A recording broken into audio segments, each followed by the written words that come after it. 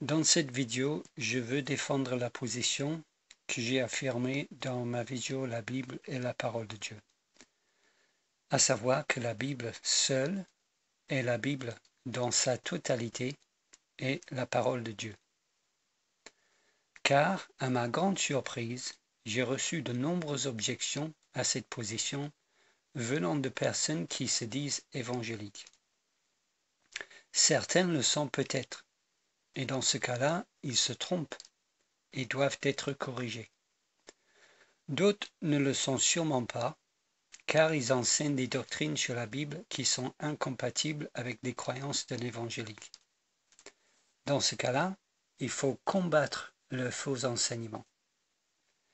Bien que j'ai réfuté leurs objections dans mes commentaires sur la vidéo, je veux utiliser leurs argumentations dans cette vidéo pour que cela sert à enseigner des vrais chrétiens évangéliques, afin qu'ils ne soient pas déstabilisés dans la foi. Donc, objection numéro 1. La Bible dit clairement que Jésus est la parole de Dieu. Or, puisque Jésus est la parole de Dieu, si on dit que la Bible aussi est la parole de Dieu, alors cela signifie que Jésus est la Bible. Cette objection montre à quel point ceux qui l'avancent ont un raisonnement peu rigoureux. Ce raisonnement dit que puisque A est C et B est C, alors A est B. Mais ce raisonnement est bien sûr fallacieux. Considérons cet exemple. Mon chat est un animal et mon chien est un animal, donc mon chat est mon chien. Ou considérons un exemple théologique. Le Père est Dieu et le Fils est Dieu, donc le Père est le Fils. Non, ce raisonnement est absurde. Ce n'est pas parce que Jésus est la parole de Dieu et que la Bible est la parole de Dieu qu'il s'ensuit logiquement que Jésus est la Bible. Ils sont tous les deux la parole de Dieu sans que l'un soit l'autre. Objection numéro 2. Cette objection a été avancée par Dieu et parmi nous. Si je dis que la Bible est la parole de Dieu, alors je dois pouvoir remplacer le mot parole par le mot Bible dans l'évangile de Jean, chapitre 1, verset 1, pour que le verset dise « Au commencement était la Bible, et la Bible était avec Dieu, et la Bible était Dieu. » Mais Dieu est parmi nous dit que cette lecture ne va pas. Et bien sûr, il a raison. Premièrement, je fais remarquer à Dieu est parmi nous que si son raisonnement est valide, il détruit sa propre position. Il utilise cette argumentation pour montrer que Jésus seul est la parole de Dieu. Mais je peux utiliser son raisonnement pour montrer que Jésus n'est pas la parole de Dieu. Car on ne peut pas remplacer le mot parole par le mot Jésus dans le verset qu'il a cité. Pour que le verset dise « Au commencement était Jésus ». On ne peut pas dire cela, car Jésus est né il y a 2000 ans. Donc, si son argumentation est valide, elle réfute aussi sa propre position. Mais ma position n'est pas que la Bible est éternelle. Ma position n'est pas que la Bible est éternelle. La Bible a été écrite par des hommes. Mais il n'empêche que ces hommes ont écrit la révélation venue directement de Dieu. Cette révélation est la parole de Dieu.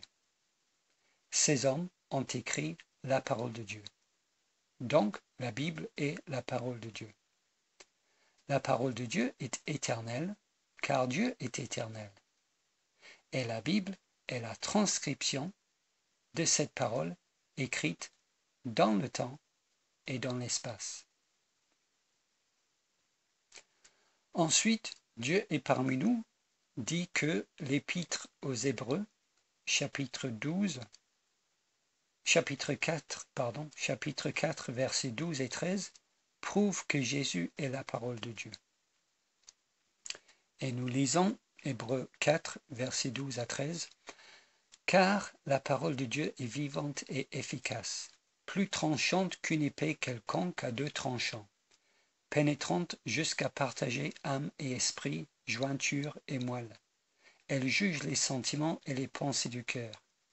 Nulle créature n'est cachée devant lui, mais tout est à nu et à découvert aux yeux de celui à qui nous devons rendre compte. » Et Dieu est parmi nous dit que ce verset parle de Jésus. Et je suis d'accord avec lui pour dire que le verset 13 parle de Jésus. Nulle créature n'est cachée devant lui. Le lui ici, c'est Jésus. Et d'ailleurs, dans le verset 14, le nom de Jésus est cité. Et c'est vrai que le verset 12 parle de la parole de Dieu qui est vivante et efficace. Quel est donc le contexte de ce passage?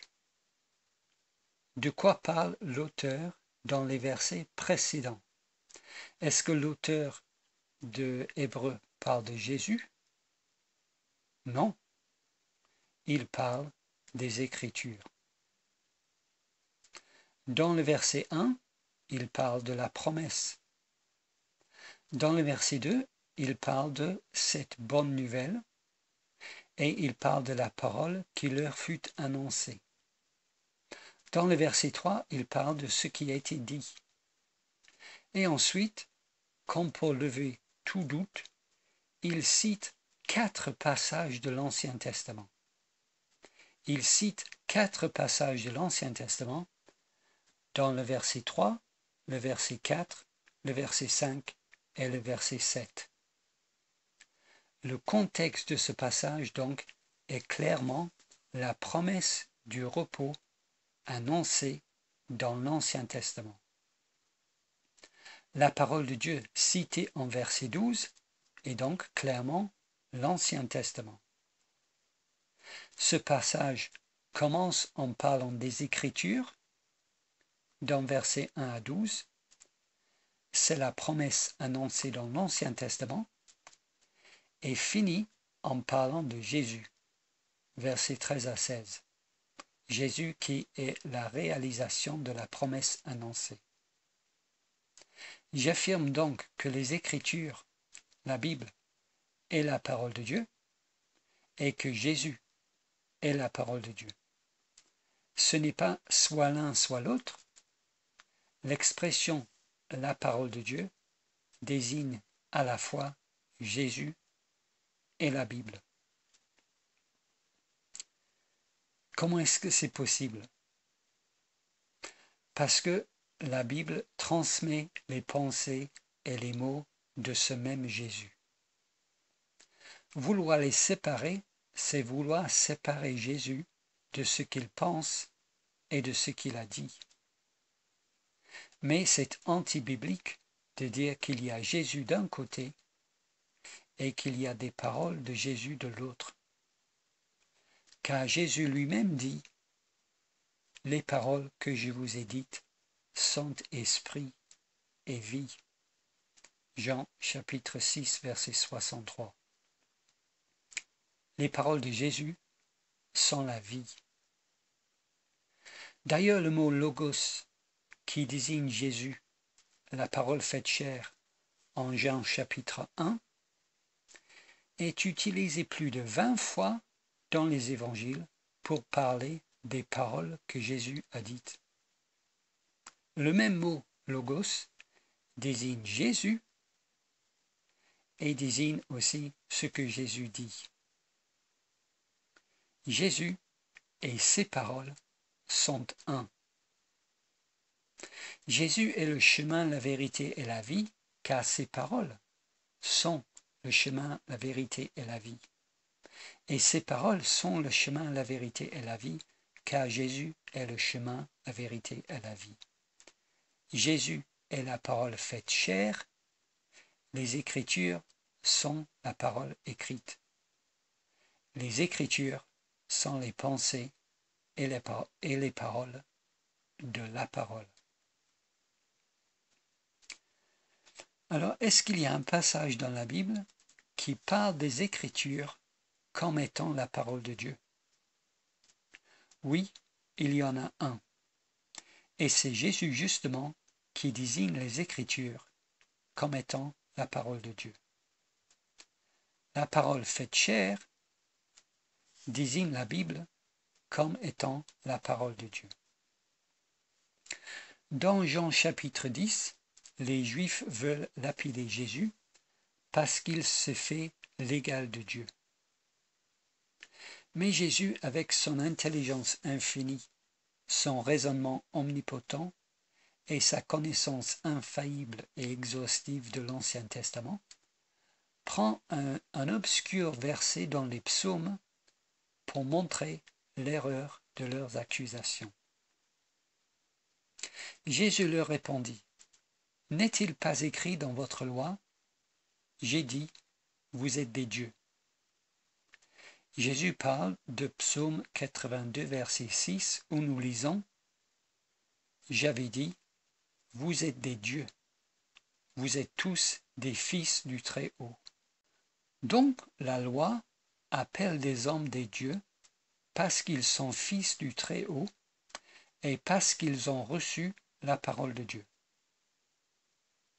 Et ensuite Jésus dit, si la loi a appelé Dieu ceux à qui la parole de Dieu a été adressée, et si l'Écriture ne peut pas être annulée, celui que le Père a sanctifié et envoyé dans le monde, vous lui dites, tu blasphèmes. Et cela parce que j'ai dit, je suis le Fils de Dieu. Jean chapitre 10, verset 35. Je résume l'argumentation de Jésus dans ce passage comme étant la suivante. Vous dites, en s'adressant aux Juifs, vous dites que je blasphème parce que je me fais l'égal de Dieu, en vous disant que je suis le Fils de Dieu. Mais dans votre loi, Dieu adresse sa parole à des hommes et les appelle des dieux. Et l'Écriture ne peut pas être cassée. Donc, ce qui était vrai là, quand ces paroles ont été écrites, est toujours vrai aujourd'hui. Mais malgré cela, vous dites à celui que ce Dieu a envoyé dans le monde, tu blasphèmes. Vous acceptez que les hommes peuvent être des dieux parce qu'ils sont des fils du Très-Haut, mais quand le Fils éternel du Très-Haut se tient devant vous et vous dit qui il est, vous dites qu'il blasphème. Vous acceptez que ceux qui ont reçu la parole de Dieu puissent être appelés des dieux, mais quand la parole elle-même se tient devant vous et vous dit qui il est, vous dites qu'il blasphème. Conclusion, sous-entendu, vous êtes des hypocrites. Vous vous considérez comme des fils de Dieu, mais quand le Fils de Dieu vous dit qui il est, vous l'accusez de blasphème. Ce qui m'intéresse, moi, dans l'argumentation de Jésus, est surtout la première partie de son argumentation. Et nous trouvons ça dans le verset 34 où Jésus leur répondit, « N'est-il pas écrit dans votre loi, j'ai dit, vous êtes des dieux. » Si elle a appelé Dieu ceux à qui la parole de Dieu a été adressée, et si l'Écriture ne peut pas être annulée. Voici donc l'argumentation de Jésus. Prémisse 1. La parole de Dieu, adressée à des hommes dans les psaumes, les appelle des dieux. prémisse Dieu, l'écriture ne peut pas être annulée. Conclusion, cette parole tient encore aujourd'hui. Or, si ces termes, la parole de Dieu de la prémisse 1 et l'écriture de la prémisse 2 ne sont pas identiques, alors l'argumentation de Jésus échoue, car les prémisses parlent de deux choses différentes. Autrement dit, Jésus utilise les termes « la parole de Dieu » et « l'écriture » comme des synonymes. Si ce n'est pas le cas, alors son argumentation échoue. La parole de Dieu, prémisse 1, et l'écriture, prémisse 2, désignent la même chose.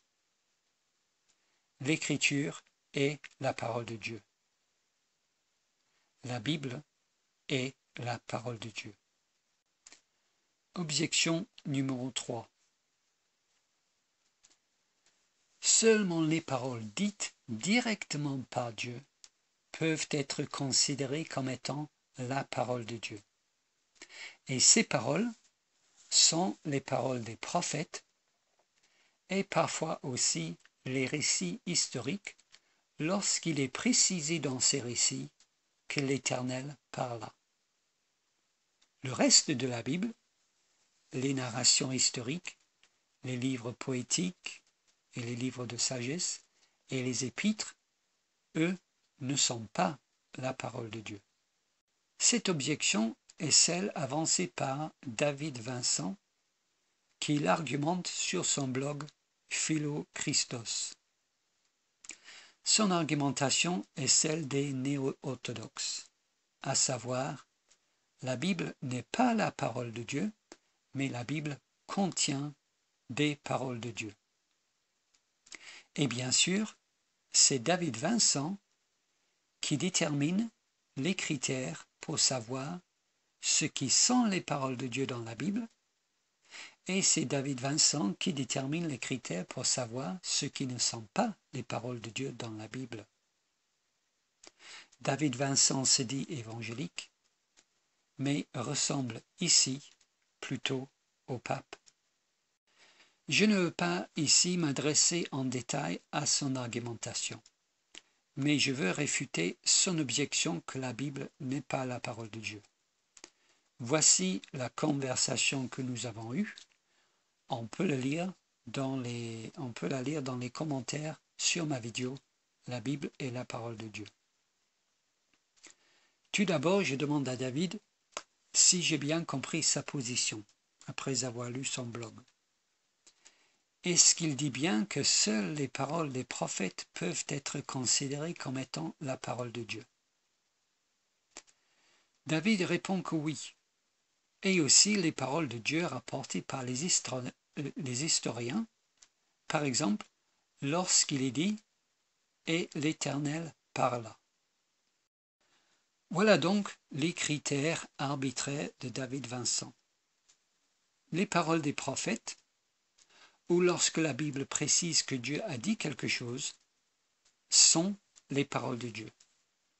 Les autres paroles dans la Bible ne sont pas les paroles de Dieu. Donc, je demande à David que si j'affirme que Dieu a dit « Noé engendra 3 fils, Sem, Cham et Japheth ». C'est une citation qui vient de Genèse chapitre 6, verset 10. Genèse 6, 10. Si j'affirme que Dieu a dit « Noé engendra 3 fils, Sem, Cham et Japheth », est-ce que ce que j'affirme est vrai ou pas? Ou est-ce que pour David, ce n'est pas Dieu qui parle, mais c'est plutôt Moïse qui parle? David répond, tous les textes narratifs sont rédigés par des rédacteurs. Les rédacteurs sont inspirés, mais ce n'est pas directement la parole de Dieu, contrairement aux prophètes. Donc, Si j'affirme que Dieu a dit « Noé engendra 3 fils, Sem, Cham et Japhet », ce que j'affirme n'est pas vrai, selon David. Ce n'est pas Dieu qui le dit, c'est Moïse. Mais je conteste sa position, car Jésus n'est pas d'accord avec les critères que David impose sur la Bible. Jésus considère ce que David appelle une narration comme étant des paroles dites par Dieu. Par exemple, selon les critères de David Vincent, c'est Moïse qui raconte la création.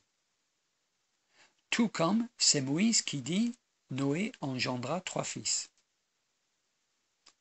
Mais Jésus dit que c'est le Créateur qui raconte la création. Jésus répondit « N'avez-vous pas lu que le Créateur au commencement fit l'homme et la femme, et qu'il dit « C'est pourquoi l'homme quittera son père et sa mère et s'attachera à sa femme, et les deux deviendront une seule chair. » Matthieu 19, verset 4. Sauf que dans le passage que Jésus cite, ce n'est pas le Créateur qui parle, ce n'est pas Dieu qui dit, c'est Moïse qui dit. Genèse 2, verset 24. Et l'homme dit, donc l'homme c'est Adam, « Voici cette fois celle qui est os de mes os et chair de ma chair. On l'appellera femme parce qu'elle a été prise de l'homme. C'est pourquoi l'homme quittera son père et sa mère et s'attachera à sa femme, et ils deviendront une seule chair. » Alors Jésus se trompe-t-il? Ne savait-il pas que c'est Moïse qui avait écrit ces paroles? Parce que Jésus dit que c'est Dieu qui les avait dit. Oui, bien sûr, Jésus le savait. Mais pour Jésus, ce que dit Moïse est ce que Dieu a dit. Ce que dit Moïse, c'est ce que Dieu a dit.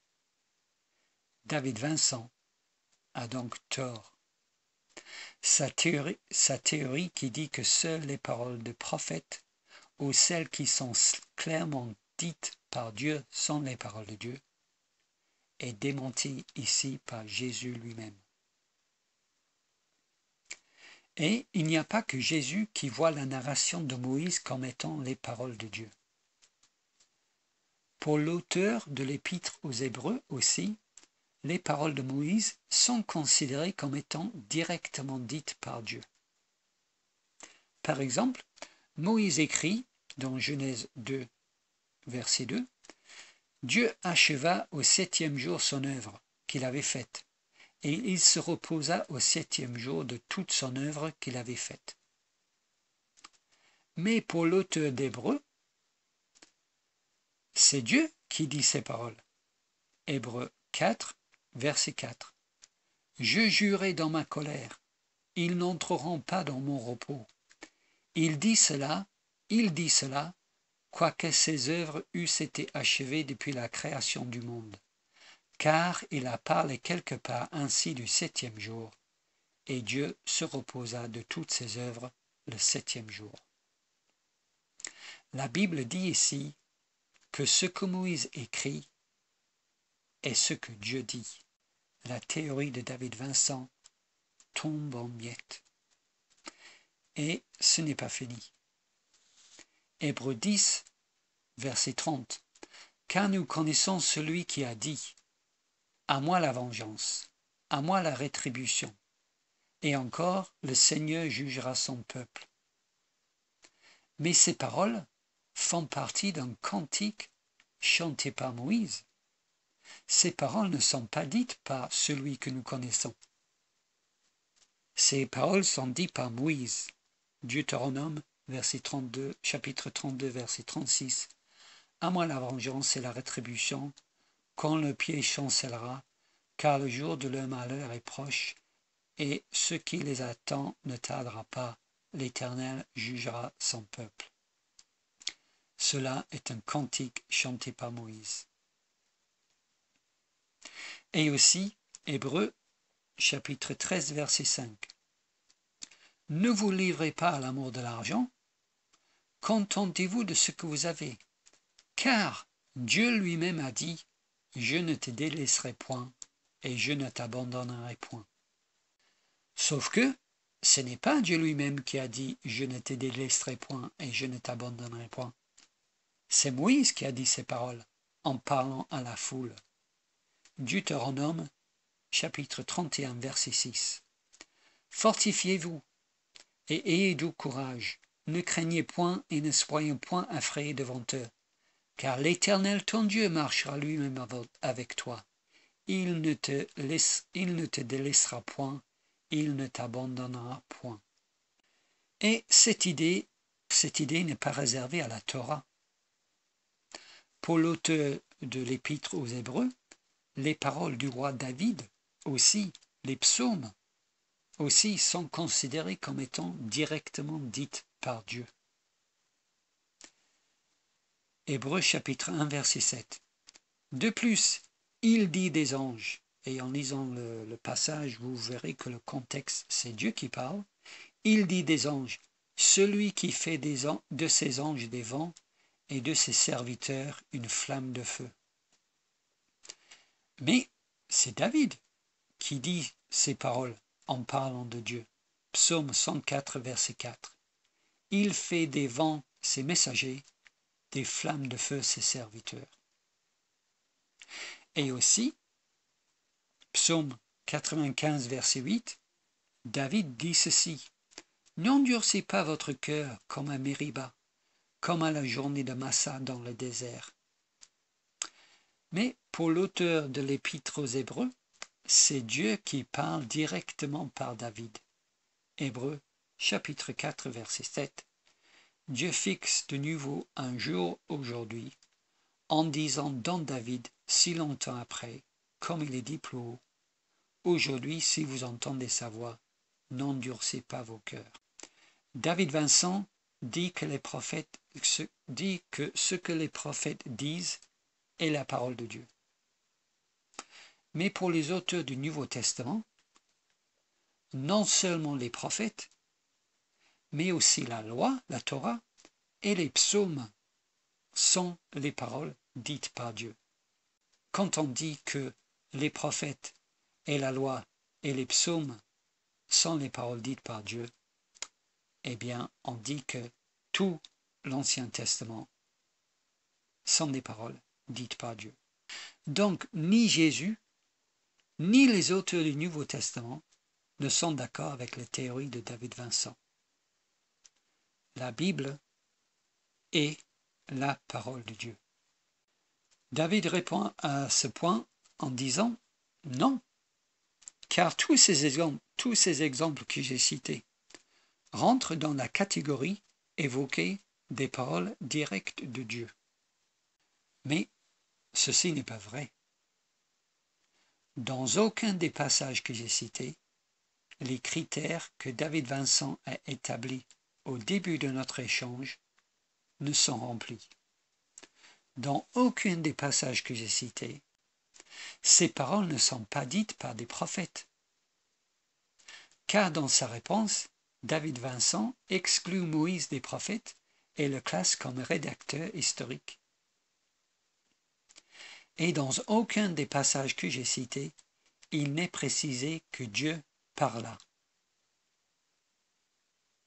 D'ailleurs, David confirme ceci en disant qu'il va revoir son article sur son blog. En conclusion, je tiens à dire que je considère que David Vincent n'est pas un chrétien évangélique. Je dis cela parce qu'il enseigne sur son blog non seulement que la Bible n'est pas la parole de Dieu, mais aussi que la Bible n'est pas inhérente. David Vincent affirme que Dieu a voulu que sa parole contienne des erreurs. Selon lui, le Dieu de vérité a laissé glisser quelques erreurs dans sa révélation aux hommes. Je crois que j'ai démontré ici que cela n'est ni la position de Jésus, ni la position des auteurs du Nouveau Testament. Donc, je réaffirme dans cette vidéo ce que j'ai dit dans ma vidéo qui a donné lieu à toutes ces objections. La Bible est bien la parole de Dieu. Et je précise que ma position n'est pas une nouveauté, mais que ma position est bien la position historique du protestantisme. Le grand réformateur théologien Jean Calvin dit ceci de la Bible dans ses instituts de la religion chrétienne. Étant donc illuminés par la vertu de celui, déjà nous ne croyons pas à notre jugement ou à celui des autres, que l'écriture est de Dieu.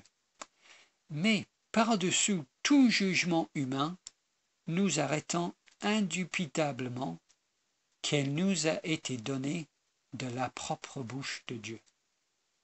Voilà les paroles de Jean Calvin que vous pouvez lire à la page 21 des institutions de la religion chrétienne de l'édition de 1911 Honoré Champion sous la direction de Lefranc, Châtelain et Panier, et dans les éditions modernes c'est livre 1 chapitre 7 paragraphe 5. Amis évangéliques, sachez que la Bible est la Bible seule et la Bible dans sa totalité est bien la parole de Dieu.